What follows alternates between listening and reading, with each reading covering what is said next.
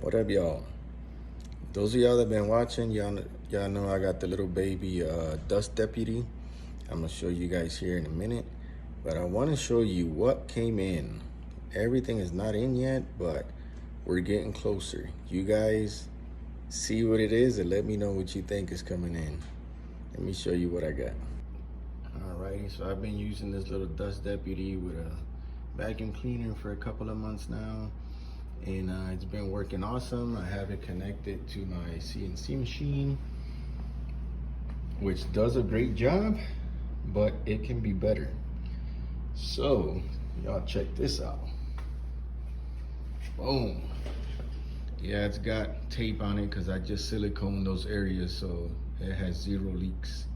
I put silicone in the bottom piece as well, even though it had the gasket, but it's gonna be seal proof. So here we go, y'all. Super Dust Deputy.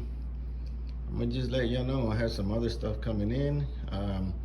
You guys make sure you subscribe because we have a nice video coming up with a bunch more equipment. Alrighty guys, peace.